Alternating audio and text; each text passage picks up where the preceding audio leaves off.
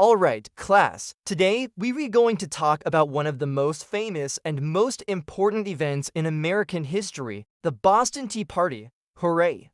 Okay, let's get into it. So this event took place on December 16, 1773 in Boston, Massachusetts.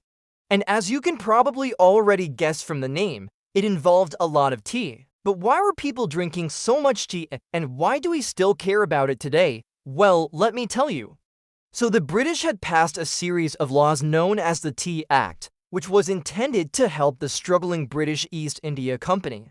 The company had a monopoly on tea sales in the colonies, but colonists were avoiding their tea because it was, you guessed it, taxed. And not just any tax, a very unfair tax. I mean, they didn't even get to vote on this tax. This was an example of what the colonists called a, quote, taxation without representation, and they were really angry about it. So much so that in 1773, a group of men known as the Sons of Liberty decided they needed to take action. Now, this group had a pretty diverse set of members. There were wealthy merchants, but also artisans and laborers. And they all came together to fight for colonial rights. And in this case, they wanted to fight back against the Tea Act. Now, there have been some disputes over the years about who exactly organized the Boston Tea Party and how much different people knew about what was going on. But most historians agree that a man named Samuel Adams was at the center of it all. He was a leader of the Sons of Liberty and a really persuasive man. He convinced many colonists that the only way to stop these unfair taxes was to stop buying British tea altogether.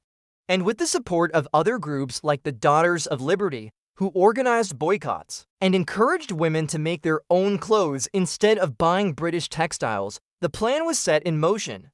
On December 16, 1773, a group of about 100 men snuck onto 3 British ships carrying tea and dumped 92,000 pounds of it into the harbor. And that, my friends, is why we call it the Boston Tea Party. Now, you might be wondering, why do we still care about this today? Well, for one thing, it was a really significant event in the lead-up to the American Revolution.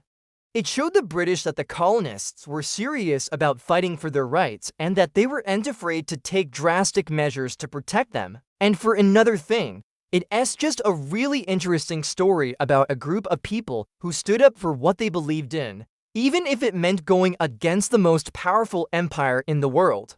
Alright, class, that's it for today. I hope you enjoyed this episode, and I'll see you next time.